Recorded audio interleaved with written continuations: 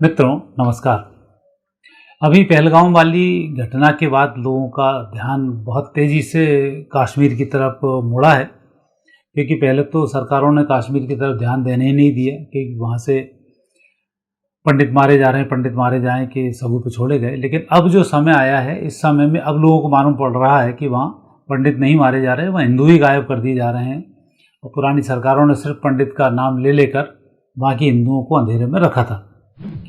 अब एक इच्छा और हो रही है लोगों के मन में, कुछ प्रश्न उठ रहे हैं कि इस कश्मीर का क्या होगा, क्योंकि कश्मीर में अभी सरकार वापस बनी, मुस्लिम बाहुल क्षेत्र है और सरकार की भूमिका भी इस हमले में बहुत रूप से संदिग्ध मानी जा रही है कि ऐसे पब्लिक प्लेस पर पुलिस की व्यवस्थाओं का ना होना और इन घोड़े वालों का जिस तरीके से व्यवहार करना। कश्मीर तो मैं भी गया हूँ, तो मैंने भी ये स्थिति वहाँ पर देखी है कि वहाँ के जो ड्राइवर होते हैं वही शुरू हो जाते हैं आपसे पहले ही पूछना कि आपने बेताब देखी क्या, आमिर खान की पिक्चर देखी क्या, सलमान खान की वो पिक्चर देखी क्या। और इन सब में वो हजरत दरगाह पे गए हो क्या, अजमेर गए हो क्या, वो आपसे ये पूछना चाहते हैं मुस्लिम में आपके अंदर सेकुलरिज्म भरा पड़ा है या हिंदुइज्म भरा पड़ा है। तो वहाँ पर यदि आप थोड़े से सेकुलर को एक तरफ पटक के हिंदुइज्म की बात करते हो तो ये सनकना शुरू हो जाते हैं। और जब भी आप कभी कश्मीर गए हो घूमने तो मूर्खों की तरह घूमने जाते हो, खाली ठंडाई में बच्चों को दिखाने के लिए हरियाली देख लो, जबकि कश्मीर कश्यप ऋषि की तपस्थली है और कश्मीर एक ऐसा स्थान है जिसका कि सदैव कोई भी युग रहा हो उसमें एक अपना महत्वपूर्ण स्थान रहता है। वो बनता है, बिगड़ता है, फिर बनता है। तो अभी की जो स्थिति बन रही है, इससे अब वापस कश्मीर जो है वो कश्यप ऋषि की भूमि वापस होने वाला है। नाग लोगों का देश है, अनंतनाग वहाँ पर है। नाग लोग मीन्स नाग, सांप की ही मैं बात कर रहा हूँ। तो वहाँ पर नाना प्रकार के सांप और वो स्थान ही है यहाँ पर अर्जुन की एक पत्नी जो नाग कन्या थी, उससे अर्जुन ने वहाँ विवाह भी किया था। तो ये वही नाग लोक है जो वापस अब जागृत होने वाला है। और आस्तीन के सांप भी वहीं पाए जाते हैं जो आपने इतने साल से देखा ही होगा 1947 के बाद कि वहाँ पर किस तरह से भारत को खोखला किया।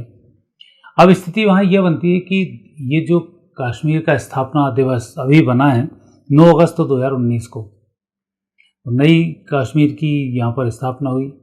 और 9 अगस्त 2019 को जो कुंडली बनती है, कन्या लग्न है, दूसरे स्थान वृश्चिक राशि में चंद्र और गुरु हैं, चौथे स्थान पर शनि और केतु हैं, दसम भाव में राहु हैं, एकादश में सूर्य बुध और शुक्र हैं और द्वादश भाव में मंगल है। और अभी शनि की महादशा यहाँ पर चल रही है और शनि की महादशा में राहु का अंतर है 23 जनवरी 2023 से 29 नवंबर 2025 तक।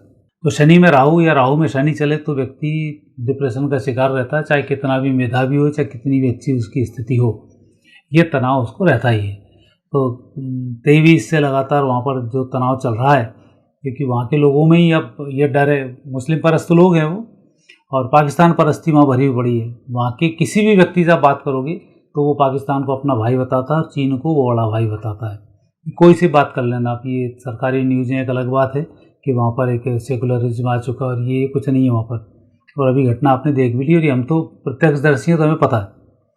अब आप वहाँ से किसी भी व्यक्ति से जाके बोलो, किसी ड्राइवर को बोलो यहाँ घूमना है, तो घूमने के लिए वो कहाँ लेके जाएगा?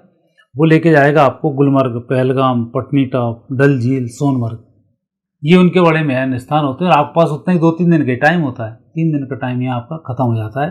ऊपर की चीज़ें देख के और जो आतंकवादी आपको दिखाते हैं देख कर वापस लौट के आते हो। बड़े अच्छे फोटो आप फेसबुक पे अपलोड करते हो, वो बताते हो कि यहाँ हम गए, यहाँ बेताब की शूटिंग हुई, यहाँ इसकी शूटिंग हुई, यहाँ सलमान खान ने गुड्डी को छोड़ कर उसको वहाँ पहुँचाया, देख दाख के आप वापस आ जाते हो तो डींगे हाँकते हो, बहुत शांति है। जबकि कश्मीर में देखने का क्या क्या है ये तो आपको जानकारी नहीं है कि वहाँ पर बहुत से पुराने मंदिर हैं जो 11-11 हज़ार साल पुराने मंदिर हैं।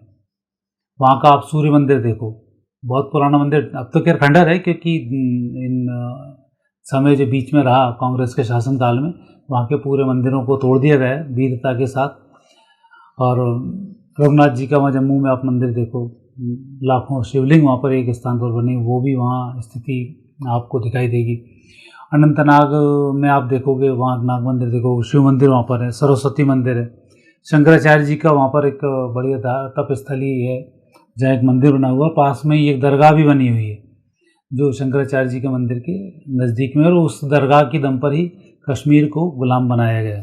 अनंतनाग क्षेत्र मंदिर है, शिवखेड़ी गुफा है, सुध महादेव मंदिर है, बूढ़ा अमरनाथ है। ये ऐसे बहुत सारे स्थान हैं जो आप देखते ही नहीं, आप पता ही नहीं पड़ता कि ये भी यहाँ पर स्थान है। जो ड्राइवर ने दिखा दिया तो आपने देख लिया, तो आप वही स्थान देख पाते हो जो वहाँ के लोग आपको दिखाते हैं। बाकी पढ़ने की तो आपको फुर्सत है नहीं, इतिहास जानने की आपको फुर्सत है नहीं। वहाँ जाके कहाँ ध्यान करना है, कहाँ मौन में रहना है, कहाँ उन वादियों का आनंद लेना है, कैसे उस स्थान को जागृत करना है, ये तो आप सब भूल ही गए हैं। क्योंकि हम यदि जिन स्थानों पर बड़े बड़े स्थान है वहाँ जाकर योग ध्यान करें तो वहाँ की एनर्जी वापस जागृत हो जाती है और वापस ये विधर्मी लोग नष्ट होना शुरू हो जाते हैं। चूँकि एनर्जी दबी हुई है, विधर्मी आपको वहाँ जाने नहीं देते। वो मंदिरों में कैसे जाना है, क्या करना है, ये ना कोई पंडित बताता, ना आप में तमीज़ है कि मंदिर में जाके करना क्या है। लोग महाकाल में उज्जैन जाएंगे, हु करके महाकाल महाकाल चिल्लाने लग जाएंगे, जय भोले चिल्लाने लग जाएंगे। अरे वो स्थान साधना का स्थान है। बच्ची कुच्ची कसर सरकार ने पूरी कर दी, वहाँ एक महाकाल लोग बना के लोग डांस कर रहे हैं, टिकटॉक वीडियो बना रहे हैं, भेजे जा रहे हैं। साधना स्थली को नाटक स्थली बना दिया। अगले सिंगस्त में बहुत दुर्गति होने वाली है उज्जैन की। इतने बड़े हादसे होंगे कि सरकार संभाले नहीं संभला पाएगी। वो स्थिति वहाँ होगी, इनके पापों का फल ये मिलेगा। तो ऐसा ही होता है, जिन स्थानों पे हम जाते हैं उन धार्मिक स्थलों की हम कदर नहीं करते हैं, तो ये स्थिति वहाँ बनती है।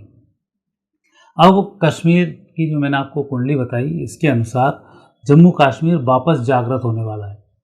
ये घटना जनवरी 23 से 29 नवंबर 2025 तक की है। तो 29 नवंबर 2025 तक तो कश्मीर ऐसा ही चलता रहेगा और नवंबर 25 के बाद वापस वहाँ राष्ट्रपति शासन लगेगा और फिर जो नए सिरे से स्थापना वहाँ होगी तो 28 नवंबर 25 से जून 28 तक गुरु चलेगा। शनि में गुरु, ये अंतिम महादशा होगी शनि की।